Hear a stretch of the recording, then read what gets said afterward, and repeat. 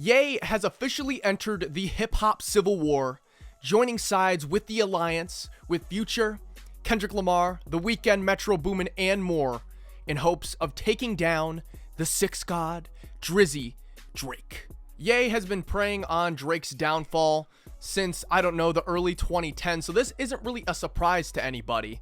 But what threw everyone off was, in my last Vultures 2 update video, Ye actually put out an IG post where it seems like he wasn't taking anybody's side. In fact, he was saying, there is no big three without me, I'm on my own team, fuck y'all. But then this past Saturday, just a few days ago, Ye put out a remix of the Metro Boomin and Future track that really started all of this beef, Like That. And pretty great track, he disses J. Cole and Drake. So we're going to be covering that, as well as a lot of other news we have regarding Ye's upcoming album with Ty Dolla $ign, Vultures 2. We got a track list now and a potential release date. Also got to cover the new Justin LaBoy x Ye interview that just dropped, where Ye officially confirmed that Vultures 2 will be releasing on May 3rd. We're going to be covering all this and more. Let's get right into it. In my last Vultures update video, we were very heavily in a dry season. Shit was pathetic. Ye deactivated his Instagram. Also, there was a bunch of Vultures 2 listening parties that were all of a sudden canceled. So late March and early April was pretty quiet. Like, the biggest news we got was Ye hanging out with Rich the Kid and Young Lean. But then on the 13th of April is when we first heard rumors from insiders that Ye not only had recorded some new verses for Vultures 2, but also the content of those new verses saw Ye talking about his perspective on the Drake Kendrick Lamar Future beef. More on that later. The following day, our glorious Poom Poom Killer, Ty Dolla $ign, he celebrated his birthday on the 14th of April. Bro, if his birthday is actually on the 14th, that's my sister's birthday as well. Shout out Carly.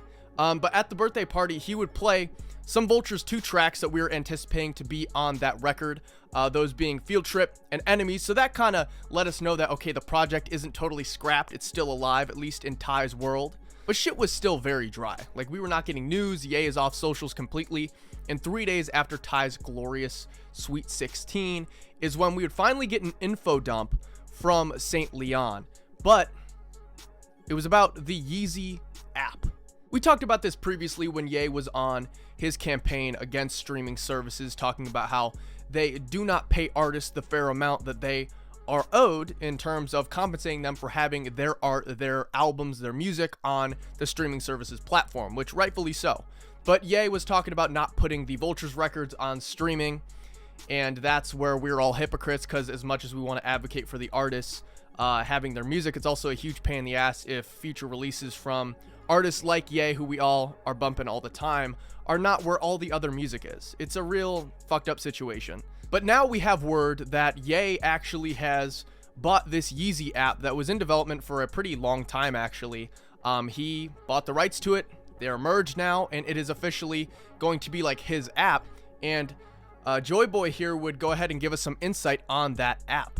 He would say that the app is going to have everything Ye related that fans would be interested in, including clothing, music, basically everything. And also he would say regarding Ye's future music releases that Ye is currently working on Vultures 2, Vultures 3, and a solo album at this point in time, which after the Dealey situation, I find it real hard to like fully invest in insider information. St. Leon is probably the top of the list in terms of the guys who have given us actually reliable info that has been proven to be true.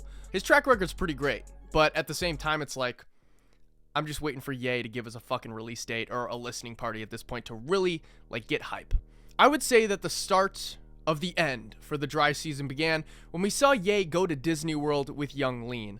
And I didn't talk about it when we were talking about Young Lean, Ye, and Rich the Kid all hanging out together, but like, I hope to God that Young Lean is on Vultures 2 or Vultures 3, not just like in a reference track thing where you helped Ye write, but I need a fucking feature, man. I need a feature. It's Young Lean and JPEG Mafia in terms of my most wanted feature artists, I guess, if I can say that in a very ugly way to format a sentence. But here's the thing about the Disney World shit, because it was all fun and games. We saw Ye having fun with fucking Young Lean. We're seeing like the pictures of them on the ride and shit. But then a few days after that, and we're all aware that, you know, the day it happened, he's at Disney World chilling with Lean.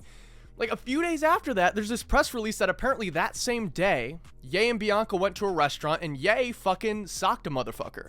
apparently Ye went to a restaurant, and the TMZ angle that they all ran with, of course, was Ye's crazy. Yo, he went up and fucking just randomly hit this innocent guy, fucked him all up, went and killed his family. Then there was a school bus full of a bunch of fucking friendly rabbits and young children, and he set that on fire and threw it in a fucking river. No. They were saying that he innocently hit this fucking guy.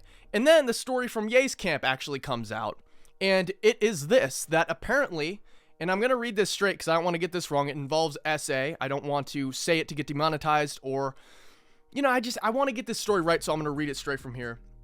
A man allegedly put his hands up Bianca's dress at this restaurant. He grabbed her waist, spun her around, and then blew her kisses where, I guess is where Ye came in and just, rightfully so, stood on business and punched this motherfucker who, if this is true and he did this shit, he fucking deserved it. So Ye's got another lawsuit now, added to the fucking list. This one's for battery. But like I said, man, if that story is fucking, that's really what happened, man, shout out to fucking Ye. That's the right thing to do in my opinion. But now we get to go back to the fun music shit. And on the 19th of April is when we first heard this talk about Ye on a remix version of Like That. So this guy, Adam22, came forward basically. He does the No Jumper podcast. And he would basically tweet out that he has this remix version of Kanye on Like That. And he doesn't know if it's AI or not. And he doesn't know if he could share it. And we're all like, okay, that's fucking bullshit. Either someone sent this fucking Mark like a phony file or an AI version and he's fucking believing it. But then this insider who is reliable, heaven or hell, would say, yeah, it's true. Backing all of them up then was a Future insider. I like what I did there. No, but a Future insider came forward also and was like, yeah, it's real. It was allegedly supposed to be on the second Metro and Future album that just came out. We Still Don't Trust You. And they would say that they have no idea why it did not make the album. The next day, Adam would finally just take a video listening to the track. And he's like asking the guys he's around, like, can you tell if this is AI or not?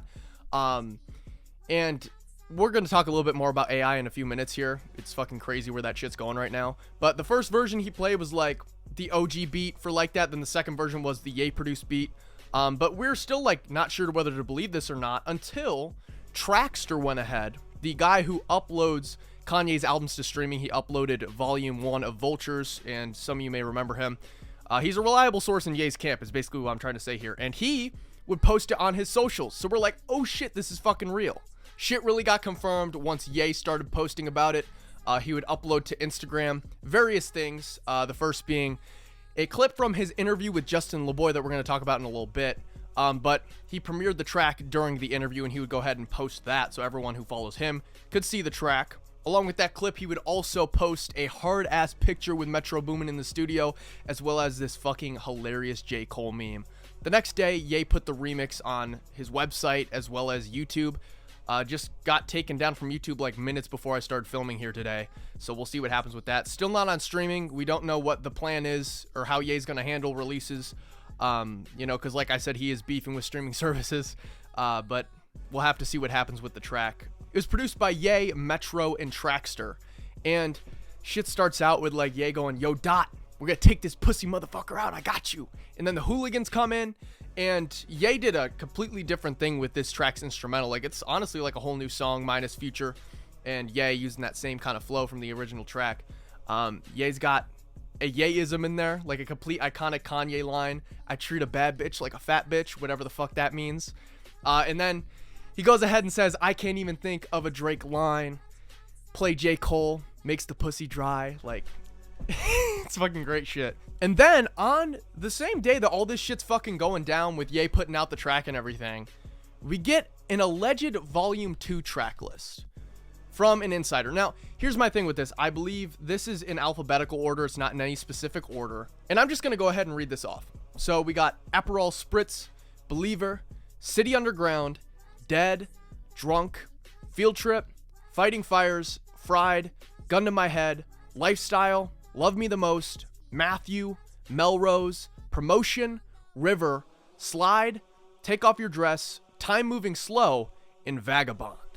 I'm happy to see Melrose, that track with Cardi, that really sounded like it has some Peggy production on it.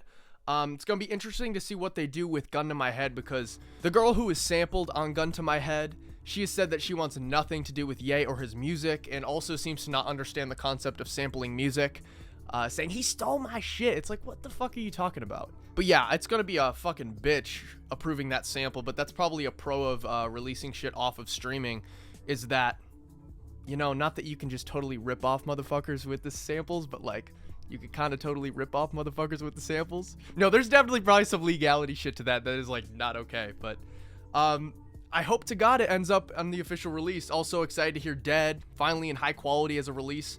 We'll see what happens with all this shit. And like I said, take this with a grain of salt. It's just exciting to see a track list. Who the fuck doesn't love a track list? There was this friends and family event at the Yeezy headquarters in Melrose too, and people were like, is this a private listening party? It was just Jalien's birthday party. Just Jalien's birthday party. It was Jalien's motherfucking birthday party. I'm not trying to diminish his birthday. It's a special fucking day. But at this event is where we would hear, there's this clip where there was like a whole brand new track that we have not heard previewed before. People are assuming it's going to be released on one of the Vultures volumes, but we don't have a name for the track. All we could really hear is Kanye saying something about ghost in a ski mask or something. It sounded all right. I can't really, I don't know. I'm not like crazy about the snippet because it's so fucking short. So we got track lists, we got private Melrose events and snippets, and to top everything off, we got a potential release date from an insider. We're going back to Joy Boy here. St. Leon on the 21st, this past Sunday, he would come forward and say that from everything he has heard, Volume 2, Vultures 2, is set to release on May 3rd. This would be confirmed by Ye the next day during the Justin LeBoy interview, which we'll cover very soon. But man, shout out to St. Leon, the GOAT. But what's crazy about this is the date that Ye told Ye fanatics in the DMs that we've talked about in the past on this channel. And look, that's only 2 Fridays away from now. That's pretty fucking soon. But Ye and Ty did take a pretty decent break, about the same period of time of a break that they took between the original December listening parties and the final ones in early February and everything. It wouldn't surprise me if they really locked in and put some serious work on Vultures 2, and it is ready for a release in 2 weeks. We also had news at this point in time on Vultures Volume 3, apparently. I knew something was up with this shit from the start because I was like, we haven't even got the second fucking album. Like, can we just focus on that, please? But someone came forward and was like, yo, like, this is a snippet of Welcome to UCLA. Kanye brought the song back with Ty for Volume 3. And there was also this song, Not Inclusive, that people were going crazy about. People were like, Ye sounds hungry again. He's back. The GOAT is fucking here. He's not washed anymore. As if Vultures Volume 1 isn't like a fucking great project. That's really fun. Next day, one of the insiders came forward and was like, yo, that was fake. You're a bunch of loser-ass bitches for fucking believing it. Which is like, okay, and you're an asshole for putting it out there and letting people get their fucking hype up. I thought that shit was nasty. And I don't fuck with the AI shit either. This angle's fucking weird. I don't want to throw any hate towards the guy who shared it because it's not their fault. They also weren't sure if it was AI or not. Believed it wasn't. Whole situation's weird. People are kind of gaslighting me right now. Like, I'm seeing so much discussion over if it's AI or not. I don't even fucking know. I don't know. Now I can't even talk. Fuck it. I don't know. It's probably, we'll even see if we get Volume 2, okay? Fuck Vultures 3. I don't know what's going on. But we would actually get a real, not even a snippet, a full preview of a Ye feature that is not AI. And that was on Donald Glover's radio show. He's Childish Gambino to me. I'm not going to call him fucking Donald Glover. He's Childish Gambino. And he is hyping his, I believe he has, 2 albums coming out? And they're both the last one or one album. I forgot. So many people are doing fucking double albums nowadays. I might be getting that wrong. But he would go ahead and premiere one of the new tracks off the record. And that would be a track called Say Less featuring Ye. And Ye is fucking spazzing on the song. His verse is amazing. The beat, by the way, is fucking phenomenal.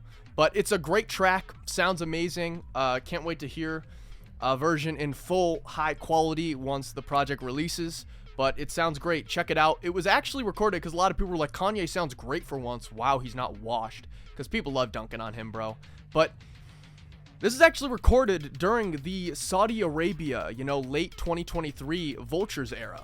Just before Kanye had the new teeth or grills installed, whatever the fuck it is. I'm not going to pretend to know what's going on. But the following day, Monday, April 22nd, is when finally Ye would put out the interview with Justin LeBoy. Now, back in like early 2024 this year, it was teased that a Ye and Justin LaBoy interview would drop like pre-Vultures 1 releasing in February. And it was in like this really dark room, and I'm not gonna lie, it was like, fuck, I hope this thing doesn't drop, because it looked like he was gonna say some crazy ass shit, like InfoWars shit.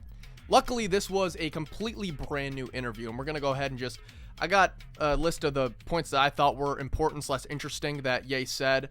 We're gonna go ahead and just recap it right now. Alright, so I just finished the Ye Justin LaBoy interview, and what a fucking weird interview, huh? Like, as you can tell, it's dark outside. I filmed the first half of this video before, so I could edit as soon as I could and get it out as quick as I can for you guys. I gotta balance this fucking college shit. Bear with me, people. But yeah, just a weird interview. Justin LaBoy is... I don't think I've ever heard of anybody with his characteristics. That is a nice way to say he is a fucking weirdo. Ye would go from being very mature at certain points to saying some really stupid shit. And I honestly think that is just...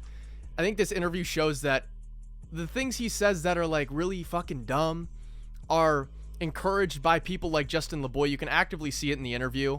And I wish he didn't keep fucking dick riders and yes men around of Justin LaBoy's type. That's all I'm gonna say. Before the interview even dropped, though, they put out this clip to hype people up for the interview, get them to tune in, where Ye confirmed that Vultures 2 is releasing on May 3rd, which is all I needed to fucking hear. I can go home happy. Like I said, I'm gonna say it again. St. Leon, the fucking GOAT, and we finally have a release date from Ye's own fucking liver lips. And here's the thing, Ye lies about release dates, sure, whatever, but like, I'm gonna invest hype when he says it. I know Ye lies, but it is a lot different hearing a date from an insider to then hearing it from Ye on a fucking video saying it himself. So, I'm hype. I'm gonna wait and see if they announce listening parties and everything. I'm going to try to recap this interview as quick as I can. I got the biggest points here that I thought were the most important, especially heavy on the music front, because Ye talked about politics and shit. I'll fucking cover it. I'll say what it was, but like, I'm here for the music anyway. I think like 90% of us are at this point. So starting off, Ye said he released Vultures because of astrology, which is fucking crazy, because from this to the Donda 2/22/22 shit, like, our boy at this point is a fucking astrology girl. But he said he no longer loves everyone. He played the Drake diss, shit on him pretty good, saying no one's gonna stop and give you 50, which is fucking hilarious. He said everyone was really energized in the studio to take down Drake. He showed love to Rick Ross, Future, Metro Boomin. He said for Future how influential he was. He loves Pluto. He also said for Kendrick, specifically when showing love to Kendrick Lamar, that he puts him up there with Michael Jackson and Prince, which is like, what a fucking endorsement. It was awesome to see Ye honestly show love to someone like that, especially someone who I also really appreciate as an artist. But what was really fucking funny to me was Ye said he never heard J. Cole's track False Prophets. It was a track released in 2016. Sure, you heard of it, where J. Cole disses Ye, calling him washed. Even, it was after, by the way, in 2016 when Ye released the fucking Life of Pablo, to show you how big of a moron that guy is. But yeah, I just find it fucking hilarious. Ye never listened to it, and he dissed him as well. In more depth. Ye would also call himself a god a lot in this interview, and I don't know, I'm not religious, but like, I'm really wondering how y'all, like, fans of Kanye are doing who came during the Sunday service / Jesus is King era, because this ain't what y'all signed up for. But what was interesting was, like, you know, he would contradict himself a lot, which it's a synonymous thing, but like, he would go from calling himself God to then saying, Drake, you're working against God, you're working for the devil. And it's like, at this point, you gotta pick a side, brother. But then he would also shine some light on his relationship with Lil Durk, because apparently him and Durk aren't on good terms anymore. I guess Durk had a line in a song where he talked about putting his Yeezy shirt down on the floor, using it as a doormat, which is like, what the fuck, bro? So Durk has verses on IG Model and Venom, so I guess fucking, or Field Trip, whatever you want to fucking call it, I'm guessing his verses will be fucking taken out unless they reconcile. That also is a possibility. You know, back to him contradicting himself a lot. He said he doesn't really listen to rap or music, but then he also said that his favorite rappers currently are 21 Savage, Kodak Black, and Young Moose. So who the fuck knows? Kanye called Chris Brown a god, which sucks. A lot of, I don't know. He said, you know, Justin LeBoy is a fucking problem here. Because Ye's doing his funny shit. Yeah, he's being fucking Ye. But like, Justin LeBoy, who the fuck has Kanye in the studio? You have the opportunity to ask one of the greatest artists of our generation whatever the fuck you want. Upcoming album, past albums, some of the greatest albums in hip-hop history. And you're going to be like, yo, if you can have a threesome with one girl and your girl, who would you sleep with? Like, are you fucking 5?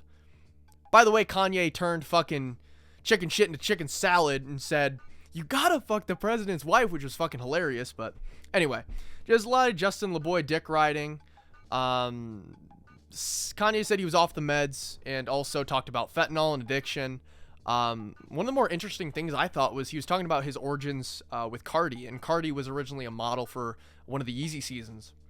And I guess after one of the Yeezy season events, they had a little like concert afterwards, and he saw Cardi perform there, and that's when he knew. I guess he saw all these kids like run to the stage and watch Cardi perform, and he was like, yo, this guy's gonna fucking be something. And he called Cardi one of the greatest, or the greatest current live performer, which I thought was, again, cool to see him give an endorsement like that on that fucking level. But he also said him and Pusha T are on good terms now, which is good to hear. But like, here's a quote, I'm gonna paraphrase here. He said, I used to think that the person you made beats for should have your back when your kids get taken from you. Now I understand that no one owes me anything. Which is fascinating, because like, that's such a mature fucking response. Honestly, that's more mature than I would be in that fucking situation with Push, and, you know, taking everything with the personal trainer and the sleep land and taking your kids away from you. Like, I don't know, man, but I'm also just happy we're gonna get some new music between the two, and hopefully Ye will produce some shit for Push in his upcoming work, or they'll collab together in some format. Just here for the fucking music. Ye shined a light on the Bianca situation, saying that he wanted the guy escorted out of there. Security didn't oblige or help, so the guy went up to Ye, was rude as fuck, and that's when Ye finally hit him, which is a story. Obviously, it's nice to hear Ye's perspective on it, especially with the lawsuit and everything. So from 2024 election, he's voting for Trump, said that he supports the LGBTQ community, but also said the F slur like 5 times in a row, trying to make the claim that when you say a slur enough, it takes the power away from it. And then they brought up his comments in late 2022 on InfoWars, the anti-Semitic stuff, where Kanye said, I said what I said, I'm not apologizing. But then also said, I'm friends with some Jews, I'm not friends with some Jews. So, I don't know. He's basically just told us, you know, there's some good ones out there. I'm just here for the fucking music at this point. That was the interview. It was No Drink Champs 2021. But those are the main thoughts I thought that were the most important and the most relevant, especially relating to the music side of things. All that I give a fuck about is that we have a release date. Right before the interview dropped, Ty actually posted on socials, like, new event April 26th, like, some show or whatever, and we were all like, holy fuck, it's a Vultures listening party. I guess it's some hip-hop takeovers anniversary event. I'm not familiar with it, but I'm sure they'll be announcing a listening event soon enough. If the album is truly coming on May 3rd, then they should be anyway. But some insiders also came forward with some information. I don't really know how much I want to cover this. They said that Someday We'll All Be Free, the track from 2022, late 2022, there's a Vultures version out there that exists with Ty on it. He's singing the sample. There's new verses on that track, and also there is no Alex Jones outro. They also said that those like Vultures 1 track remixes for Back to Me with Quavo, Fuck Some with Quavo, and then Do It with Tyga added as the feature there, they were supposed to be released as like a Vultures pack type situation. Obviously it hasn't happened yet, and it kind of seems like the time has passed, but I don't give a fuck what year it is. If it's 2093 and we have a chance to get Fuck Some with Quavo on it on streaming, fucking do it, please. According to St. Leon, that is in the cards. They're still planning on dropping that remix of Fuck Some, which I can't fucking wait. I believe it's the one with JPEG Mafia production. But Ye has cleared his Instagram. It's officially album time, and May 3rd is just 2 weeks away, so we'll see what happens. Closer we get to May 3rd, I'm sure the news will pick up, so if you want to see my thoughts on things, follow me on Twitter at DigitalXDWNLD and Instagram at Casey Culkin. But I ran out of things to fucking say. Volume 2, hopefully May 3rd.